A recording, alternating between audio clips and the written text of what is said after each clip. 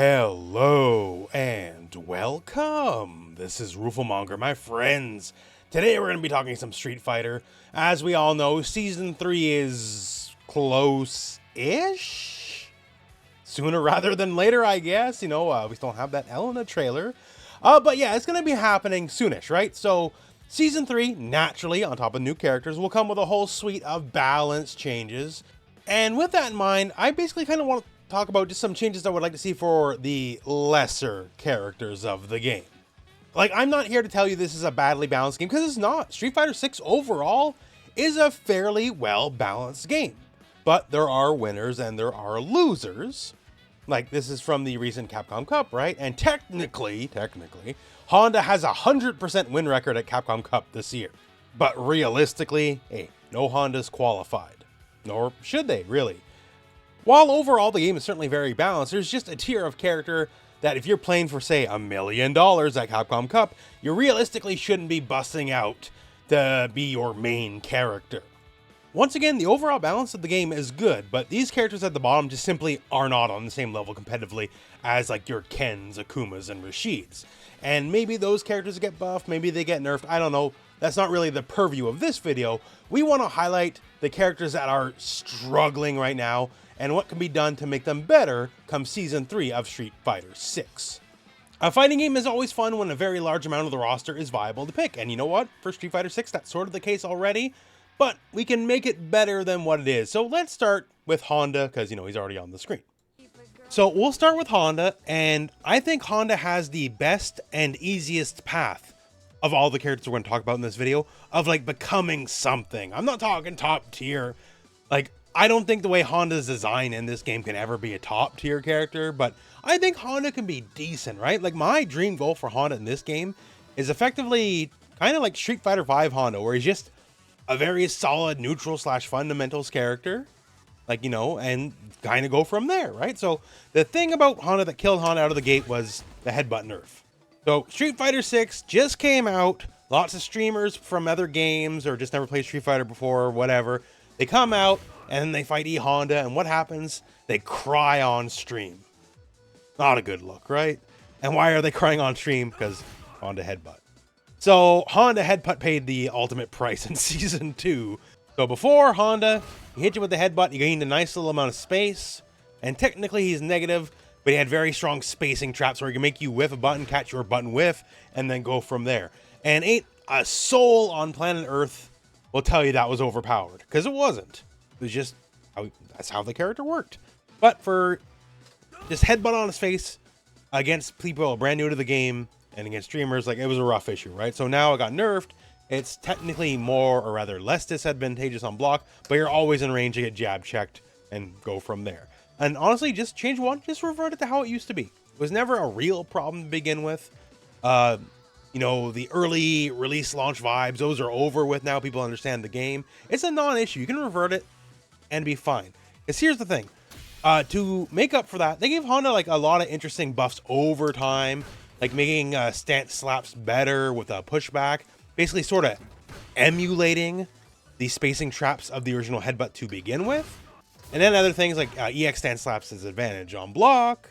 That's great. Like, they've been willing to give him buffs of consequence, and that's why I have hope for Honda, because they are willing to give him buffs of consequence. And one of the biggest buffs where I felt like they went halfway through was with the Sumo Spirit buff. Like, they go into the launcher, into the hard knockdown into buff, and then you have buff in their face. Fantastic. That was a very interesting buff, and it gave a lot to the character. And then one of the other changes for the character was, okay, so normally, of various moves you can cancel in the hands, right? But certain moves you just can't cancel in the hands unless you have the buff. And then when you have the buff live, you can cancel the hands. Okay, sure. Yeah, makes sense, right? But what I'm trying to say here is go all the way with it. Give Honda the tool that made Honda fun in Street Fighter 5. What am I saying here? I'm saying don't be scared to give Honda buff and then forward heavy kick, which is a long range low poke, right? It's one of the more unique traits to the character, that you can have a good strong low poke that's not just a punchable and block sweep. And then let this be cancelable into hands. So you may recall that his Sumo Spear buff basically started as his V Scale 2 in Street Fighter V, right? And kind of works the same way. Once you have it up, you got the buff, and then you can earn the buff to get it buffed hands, right? And one of the things it let you do was it gave you a lot more value on moves like forward heavy kick, your longer range low, right? So normally, not special cancelable, but with the buff up, it can go in the hands. And then that just made his neutral that much more scary, that much more valuable, and it sort of helped solidify Honda as like a very strong, neutral-based, footsies-based character. Like, you know, Hands was still silly, because, you know, Hands is silly at the best of times, right? And obviously Hands was plus on block. It's a different kind of game, right? But that's something I feel you can give the Honda in Street Fighter 6 with, like, little to no friction. So yeah, I don't think it's that big of an ask, right? It would give a lot more value to this move, especially because one of the things, like, only reason Honda's like still in the game right now is one of the very, very, admittedly, very powerful buffs they gave him was Stand Medium Punch, right? They turned Stand Medium Punch into a sledgehammer. If they put this on a quote-unquote good character, y'all would be complaining this is the best move in the game. The only reason you don't is because it's on Honda. 10 frames, good range, combos into his target combo naturally, combos into crouch medium punch on counter hit, and obviously on like drive rush or punish counter combos into itself. It is also plus on block. Like, there's a lot to love there, right? But the fact that this move is so good sort of makes it like, why even use the other buttons, right? So that'd be another thing just to give some value add to forward heavy kick again, because you'd want to use it again if you had the buff, if you could just do this and go right in the hands. Failing that, the punish counter on the move sucks. It sucks real bad. They can make it one of those launching ones. So if this like launched and then you could like drive rush and get the target combo into buff after the fact, then all of a sudden, okay, now I got a reason to use this, right? You know, like so many good heavy kicks, like say Ken Stand heavy kick, right? It just launches the enemy. If you have that along with like Stand heavy punch, like this, once again, make him a neutral buttons based character. Like let him succeed and thrive in this one environment. He doesn't have to be, you know, the mixed god. God knows he's like one of the 2 characters in the game without a friggin' throw loop. And who knows how throw loops will wind up. It'll probably still be in season 3 anyways, right? So give him his thing to excel in. Let him headbutt, revert the change, help various buttons just find the destiny of the move they need to be, like forward heavy kick, being able to use the buff, or at the very least getting a better punish counter. This is a character, they've been willing to give him big buffs. It's just that Honda's so bad that the big buffs still don't matter in the end, right? But they've been willing to give him big buffs, unlike some of the other characters we're going to talk about. So I feel like they want Honda to get there a bit, right? They just got to give him the right buffs, the ones that will actually like let him move forward as a character. And I really want to see it. I don't know if it's going to be this season or if it'll be season 4. Honda will get there eventually, I feel. It's just the matter of time of just the one right buff that'll make things better. And that, while we're here, Clap. Like, Clap is so gimmicky. Like, you gotta give it something real. Like, as it stands, is there Clap combos? Yes, they're weird and they're super, one, spacing dependent. You gotta be like pixel perfect touching the enemy. And then stuff like this. Okay, that whiffed, but if mine was crouching, that's all a combo, right? Like, why? Because it's dumb and stupid. Not to mention, one of the ideal things about it is it's supposed to be anti-projectile, and it is actively bad at its job because it's got quite a bit of startup to it for that job. So you can actually easily find yourself getting hit out of it. Like, if at least, like, even if the actual hitbox didn't destroy projectiles immediately, and maybe that should stay the same, I don't know. But if you had like some projectile invincibility before that went live, that would just make it that much better. In the past, I've also advocated that if he does successfully clap something, it should create like a giant hitbox so that someone is tossing a projectile and drive rushing after it, then they'll like wind up getting smoked by the clap explosion. Like, just give it something besides the weird gimmicky combos that it has right now. Give it some actual meat. Like, no matter what you do to it, it's not really going to move the tiers on the character at all, but it's just quality life. Like, Clap is one of the most forgettable aspects of this character in Street Fighter 6. Give him something to work with. So Jamie, we all know Jamie sucks, right? And that's always been a problem. Like, one of the few things I could ascribe to Jamie that's good is, you know, he can headbutt better than Honda can, which I guess that's something, right? But the problem with Jamie is, if you don't know some of the memes, right, is Jamie on paper has everything that makes you a good character in Street Fighter 6. Like, can Jamie crouch, medium kick, drive rush? Yep, okay, that's a great building block. Also, when it comes to crouch, medium kicks, he has a 7-framer, so that's nice, right?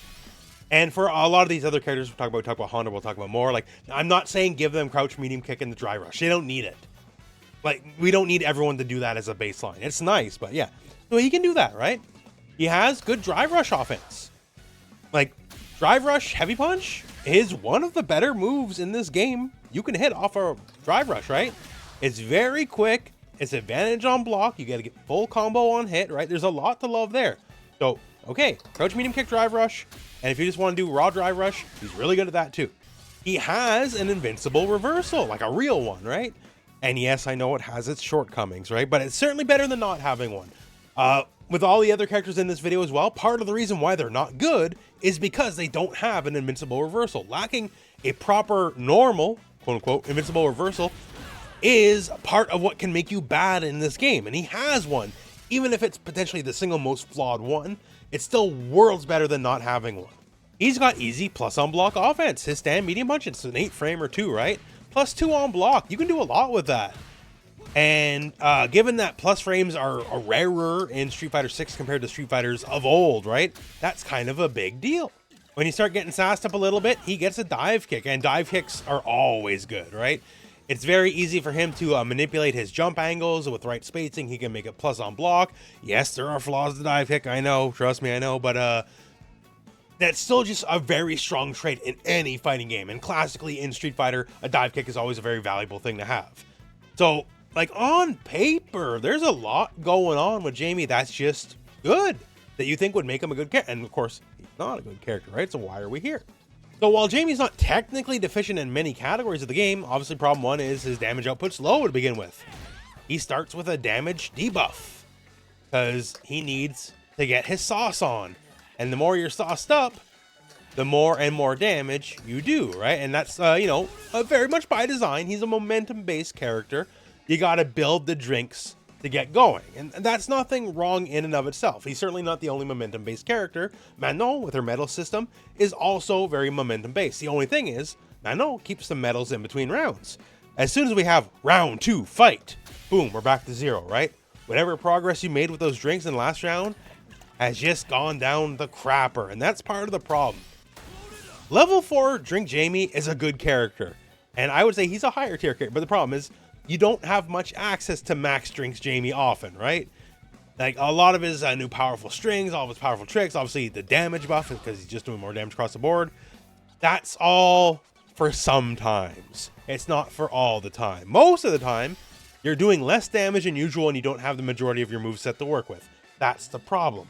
And honestly, if we got to address any one thing, that's kind of where you address the problems at their root. Because that is the root of the problem. Because once again, technically he's proficient in Street Fighter 6. It's the drink system that holds him back. So how do we fix that? Well, we can advocate, especially for all these, we could advocate for sledgehammer buffs. In that, you just make something so overwhelmingly strong that it's just going to happen. So like, okay, Jamie, drinks don't go away in between rounds. Okay, so now, probably partway to round 2, if not at the end of round 1, you're at 4 drinks, and then you're at 4 drinks for the rest of the match. And then, boom, he shoots up several tiers on that alone, right? Not too interesting, not too inspired of a change, but it would absolutely work. Part of the reason, though, I've liked, even if they haven't been that effective, but I like some of the changes with Jamie, is they're trying to be a little inspired. Like, when it comes to drinking now, like, drinking now rebuilds some of your drive gauge, right? So if you go for, like, EX Rekka, and you end with the drink ender, you now get half a bar back.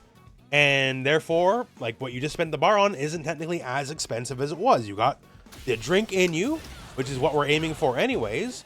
And then, you know, your drive gauge is also going up. That's neat. So one thing I've looked to for inspiration for Jamie is you don't necessarily got to dump the drink system, but change it a little bit.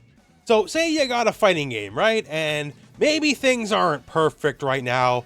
And, you know, people aren't happy and what's going on. Where do we look for inspiration to fix our broken issue, right? Well, of course, naturally you go to Virtual Fighter. So Virtual Fighter has Shun-Di, okay? And the thing about Shun-Di compared to Jamie is he's so much better at this than Jamie is. Like, frankly, like the whole drink mechanic, like this is his gimmick, right? Shun-Di invented this stuff in fighting games. And like Jamie needs to be more like Shun-Di. So Shun-Di, just like Jamie, he drinks during the fight. He's got a lot of ways to do it, and Jamie's only got a couple, right? Just cater it to the fact that Shun-Di's been around for a lot longer, right? But here's the thing. Jamie, unlike Shun-Di, can only do 4 drinks. Shun-Di can actually build up to 40. Jamie's a friggin' lightweight. This guy's like 100 years old. He's just so much better at this than poor old Jamie is, right? But there's some lessons you can learn here, because Shun-Di keeps his drinks in between rounds. That's fine. That's normal, right? The thing is, when it comes to, just like Jamie, he unlocks portions of his moveset during the drinks, right? Like moves like this big headbutt. It takes drinks to do it. You gotta build up. You don't start with that right away. And for Jamie, I feel like if you sort of took that idea, like if you went with this and you kept your drinks between rounds, but it took more overall drinks to get where you're going, that would make Jamie a lot less, well, frustrating to play. Because part of the reason people don't like Jamie is they lose progress, right? That they got their drinks, maybe they had a sick round, they got the 4 drinks, next round starts, all gone, back to 0. Back to 0's not a great feeling round to round in a fighting game. So maybe if Jamie's new max drinks were, say, instead of 4 drinks maximum, that Jamie could go to 6 or 8 drinks, right? And you obviously retool the amount of moves. The things are distributed different on drink levels. Maybe the damage values are distributed different on the drink levels, right? But if it's 6 or 8 drinks, but now you keep drinks in between rounds like Shun-Di does, which is a proven to work formula, then I think you make Jamie a lot more fun overall. There's also Shun-Di, and he has the sobering mechanic, which is a whole other thing. Like some of the moves we showed here, like it takes a drink to do, right? He also unlocks effectively super moves. Like you can burn drinks for moves that are actually unfair by Virtual Fighter standards. Like this is basically like a Tekken low launcher, right? That doesn't exist in VF for the most part. And Shun-Di, if he's got some drinks in him, he can burn drinks to get super moves for free, effectively. So I don't know, maybe that's a step too many. Maybe we save that for Super Street Fighter 6, I don't know. But that's an idea for Jamie. There's nothing inherently wrong with the mechanic of build drinks, do more damage, get more moves. That's exactly how Shun-Di works in Virtual Fighter, and it's a proven concept. It's just that, frankly, I think Shun-Di's a better designed character than Jamie is, but it's an easy fix. Once again, just take more overall drinks to get your going, to get to like max level for Jamie. More overall drinks. Once again, I think 6 to 8 is a good idea. But if he keeps the drinks in between rounds, it makes him more fun to play. People are going to have more fun with him overall. It removes the pain value of next round. You lose all the progress you made. And it might just make him a bit more better overall. Because once again, just like Manon, she keeps her medals between rounds. And then keeping medals between rounds. When you enter round 3 and you have 5 medals, now you're feeling kind of good about your chances, right? And I feel Jamie could benefit from working in a similar way. Because he has the tools to work to play Street Fighter 6. Just, that's the one pain point. So if you change that up, I think you get an all-new character, and I think people will be pretty satisfied with it. Lily, where do we even start? Oh, God. Okay, so one, I know nobody likes fighting Lily. It doesn't matter if she sucks. Like, no one doesn't like fighting Lily because, oh, she's top tier. Like, no, that's not the issue. It's because Crouch Heavy Punch, E-Expire. That's why. And why is that a thing? Because what else does she even have? Like, no, look at it, like, think about it clinically, right? What does she even have that's not Crouch Heavy Punch and E-Expire? Nothing. That's why you have to deal with that, because it's the only 2 moves that friggin' work. Like, it's the only 2 moves that let you play the game. Like, Lily on paper is supposed to have a good normals, but, like, the game has evolved past her on that point. Like, say stand medium punch, supposed to be a good poke, right? Like, 9 frames, pretty alright range, sure. Keep in mind, Mai exists, right?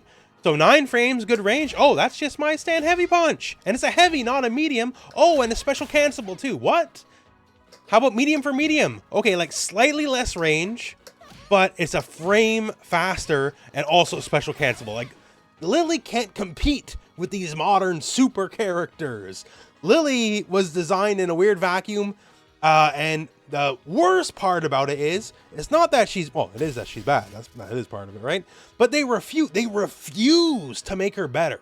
We talked about Honda.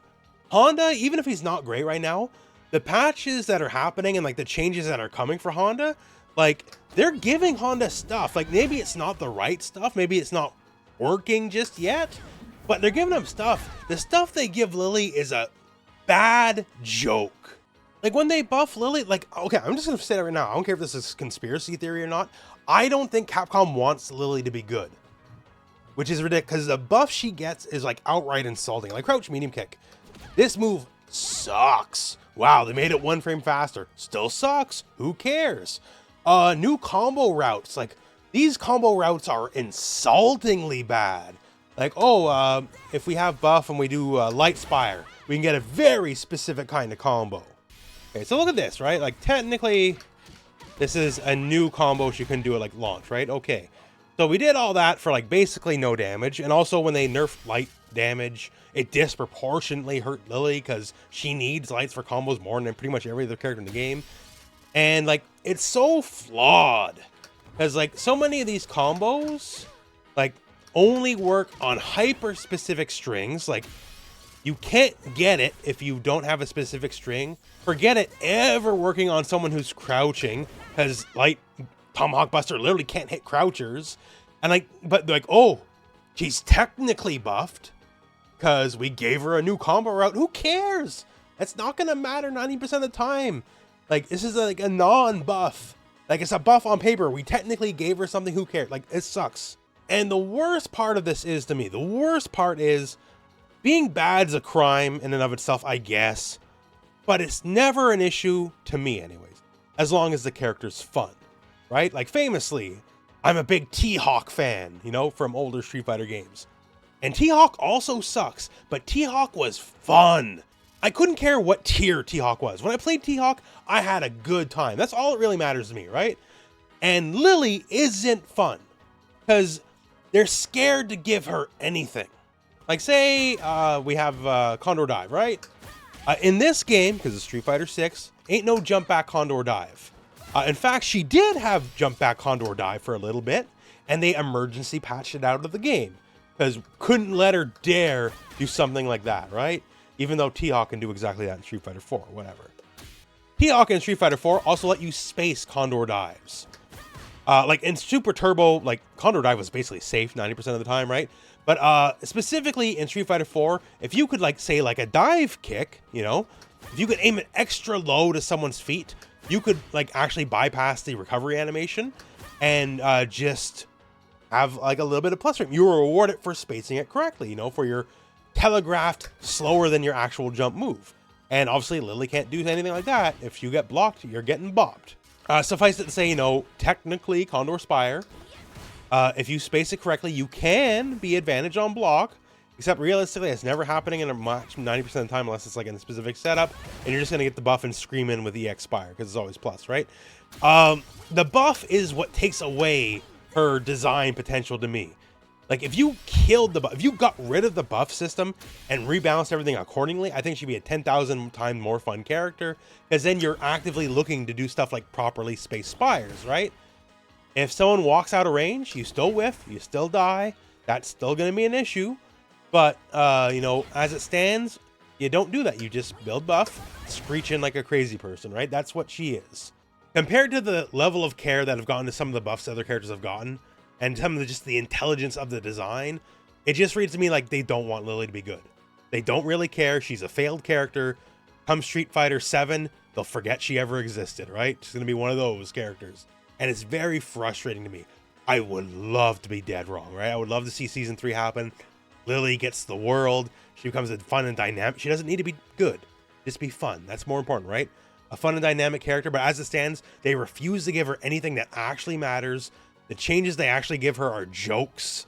Like, come Season 3, realistically, what's going to happen? You're going to fight Lily, and what are you going to do? You're going to see a lot of crouch heavy punch, and she's going to get a buff, and then she's going to scream in like a banshee with an EX Spire, and it's going to be the same as it ever was. Hope I'm wrong. I just don't have much hope for Lily, period. So now Marisa. Marisa's in an interesting spot because earlier in the game's life, she was a favored character, like not top tier or nothing, right? But like a lot of people are like, yeah, she's pretty good at what she's pretty good at. And then there was some changes, and some of these changes were, I guess you would call it tech. Like, hey, she's the high damage character. And like, yeah, it's very easy for her to get like damage. That's not bad, right? Like, you can basically touch off most things and it's going to be pretty good. But the thing is, as the game got more, optimized, we allowed more, like her damage gap closed, right? She still does more damage than average, absolutely, for sure.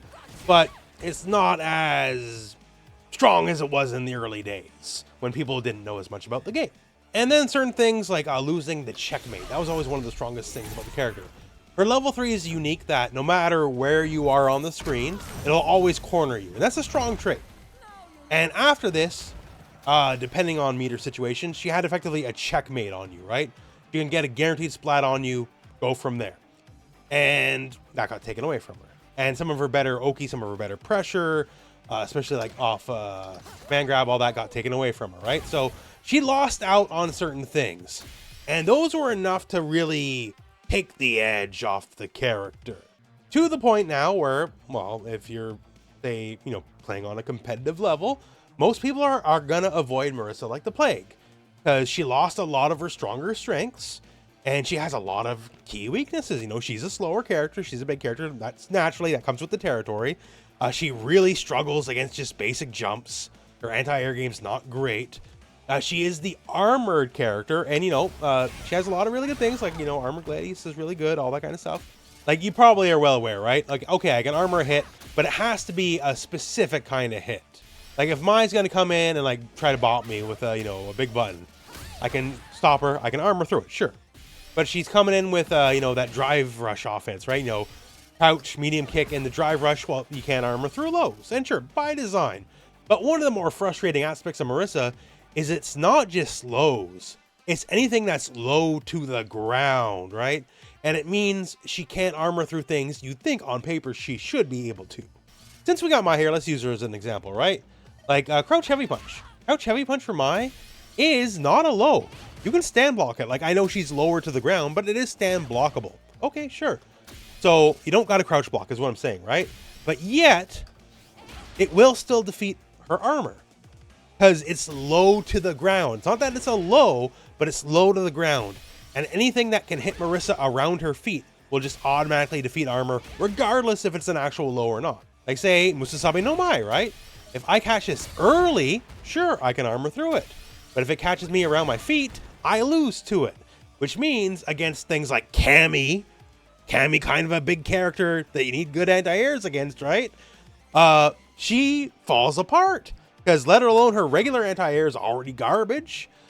She can't like reliably rely on the armor because if dive kick hits her low to the ground, even if I smell it coming, I still lose because it hits me low to the ground, right? If I can catch it higher up, then maybe I got you, right? But it's all about spacing, and if people have been sticking with Cammy for 2 years at this point, they know they're spacing. So, defensively, she falls apart very hard, very fast. And of course, bad defense is a common trait against a lot of the lesser characters of the game, but it's just a specific thing that even when you burn bar, you can't necessarily rely on full body armor. And that is actually one of the things I wish would change. If you're committing to spending drive bar on an EX armored move, that should be actual full body invincibility. Just like give her something defensively to work with. The thing with Marisa though is it's difficult to be nuanced on some of the changes. Like you can't just give her back the checkmate because that was no good for nobody, right? So okay, we can't do that because it's too stupid, too strong. And the archetype that she is, a very comparable character in Street Fighter V would have been Abigail, right? Big armored dummy dude with big normals. And, lots of people feared hearing Abigail, right? And we don't need to necessarily see Marisa the same. The thing with Marisa is they're definitely willing to give her changes that are pretty decent. But the problem is, like, just more damage can't be it. Like, she got all those new, like, Season 2 combos that were really cool.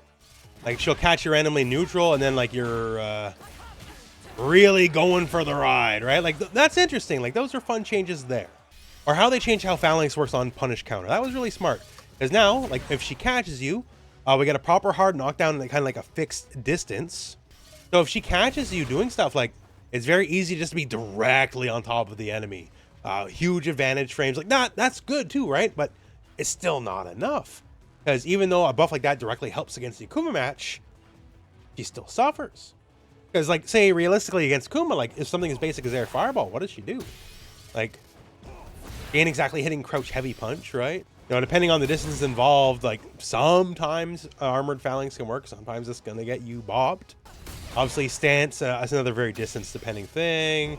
Like, I guess if you have level 2, that's the hardest possible call out. That's obviously not gonna be an option all the time, right? Like, defensively, she's just very weak, but she can't quite blow you up the same way on offense other characters can either, right?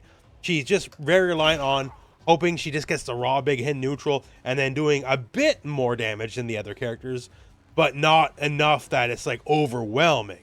Here's the thing, actually, of the characters we talked about in this video, I think she would benefit the most from a new move. I think it's too early in the game, maybe, for Season 3 to do that. I don't know. Maybe we'll get something, you know, we had V triggers in Street Fighter 5. We'll get a 6 trigger in this game. Who knows? But just something that's not just tweaking the numbers here. Like, she would benefit so much more. Like Honda, you can tweak the numbers. It'll work eventually. You know, same thing. Jamie, rework how the mechanics work a little bit. Marisa, I just feel needs something that doesn't exist yet.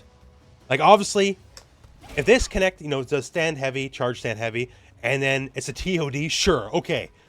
You tweak the numbers enough that it'll always work. Like, you can do that. That's like the sledgehammer way to balance things. It's not terribly nuanced. You don't necessarily want to balance that way, but you can make it work that way. As it stands, I think you just double down on the gimmick. So much of what she does has armor, right? And by design, like, this is what this character is. So make the armor more reliable. Stuff like EX, Gladius.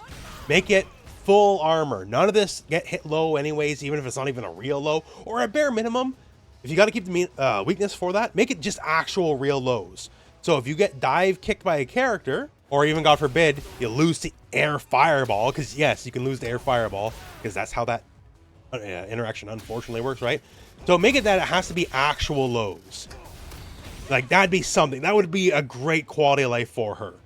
And it would give her something to work with, especially with her back to the wall, right? That this can become a more reliable wake up, a scary wake up even. You still lose the throws, right? It's still no Shoryu, but it's something. She's just very limited and neutral for the most part, and obviously bad defense. And you put those two things together and get scary. Like, once Zangief hits here, you're in grab range. Like, that's where the game changes for her. Like, obviously for Marisa, not so much. You gotta be a good deal closer.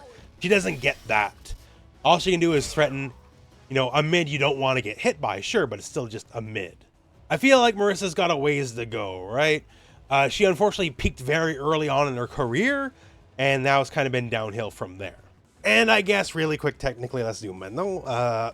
Yes, there was a Capcom Cup qualified character, item, made it with Manon, so ruins the initial premise, but Manon sucks. Our frame data is a complete wreck, like, her Oki's a wreck, like, everything kind of is just bad, right? Like, even such little changes, like, stand jab. If stand jab was +5, that'd be huge, because then, stand jab into crouch medium punch would be an actual counter hit combo. And then from there, easy hit confirm into knockdown, do something, right?